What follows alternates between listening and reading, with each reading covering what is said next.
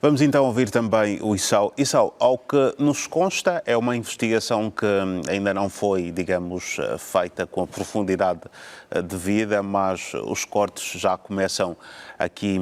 a acontecer e eu lhe perguntava mesmo como é que olha para isto, se acha que tem razão de ser.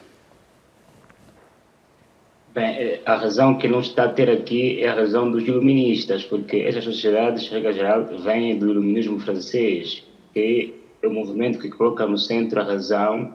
acima das emoções. E o que me parece aqui haver é o contrário. Parece que os Estados, mesmo na ausência de uma investigação independente, tentam colocar as emoções de quaisquer natureza acima da razão que devia conduzir o seu comportamento, até de punição eventual, a esta participação eventual dos funcionários da UNHCR nos atentados de 7 de outubro. Ou seja, os Estados hoje parece que agem de forma muito precipitada, até em relação àqueles que, enfim, regra geral, tendem a ter ações mais escondidas. Mas vamos tentar olhar para o caso de uma forma concreta. Parece que 12 dos mais de 14 mil funcionários, atenção, são 12 indivíduos dos mais de 14 mil funcionários da UNHCR na faixa de Gaza terão participado das ações de 7 de outubro. Ora, se são 12 dos mais de 14 mil, por que um número bastante ínfimo pode editar a suspensão de ajuda humanitária desses Estados a esta organização? E depois, tem que se saber se esses 12 participaram dessas ações a título individual ou se a título da organização, porque a UNHCR é uma instituição da ONU, a qual fazem parte até esses Estados que estão a suspender, agora ajuda essa mesma organização. E não é missão da UNHCR participar de ações terroristas para com os outros Estados, ou seja, se esses indivíduos participaram, fizeram a título individual e, de consequência, devem ser eles responsabilizados e não coartar ajuda humanitária a esta organização. E parece que o presidente desta organização já mesmo fez um comunicado a dizer que esses 12 indivíduos foram suspendidos ou até afastados enquanto funcionários desta organização. Agora, também é bem verdade que se esses 9 ou 12 Estados suspenderam essa ajuda humanitária, nem todos eles fazem parte do top 10 dos principais apoiantes da UNHCR na faixa de Gaza, ou seja, esta organização apoia os palestinos que se encontram tanto na faixa de Gaza como também na Cisjordânia e refugiados em outros territórios orientais. O principal desses Estados que contribui com cerca de 400 milhões de dólares anuais a esta organização são os Estados Unidos. Depois segue-se a Alemanha, que contribui com cerca de 200 milhões. A União Europeia suspendeu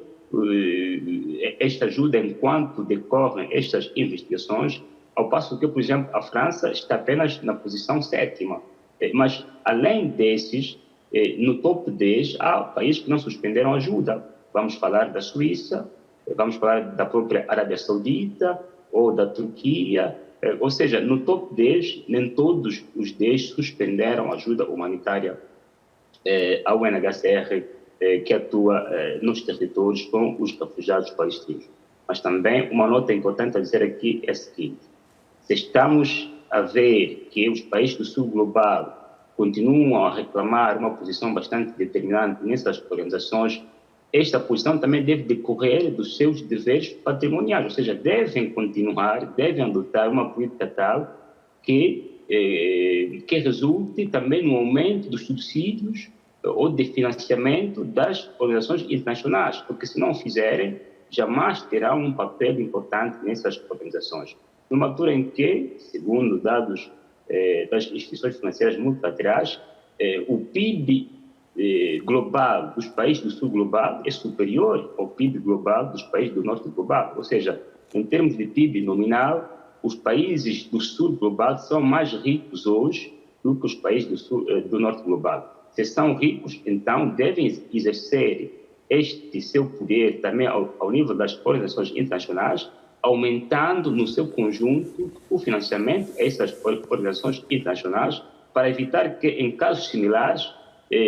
instituições como essas fiquem privadas de financiamentos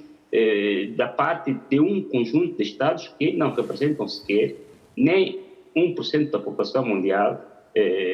nem, digamos assim, o grosso do que devia representar a ajuda humanitária à organização de apoio aos refugiados da faixa de Gaza. Ou seja, os Estados, para concluir, parecem agir um bocado precipitadamente, se calhar seguindo a onda emotiva que decorre da participação desses 12 a estes ataques, que deverão ser responsabilizados por terem participado, se assim se achar, e não esperar que se chegue a uma conclusão, uma investigação clara que determine, de facto, o seu papel e, sobretudo, acabam por penalizar todo um conjunto de organização, como se esses 12 tivessem participado desses atos em nome da organização, quando ela não tem a vocação de participar de atos de agressão terrorista para com um Estado-membro desta mesma organização, que é o caso do UNHCR.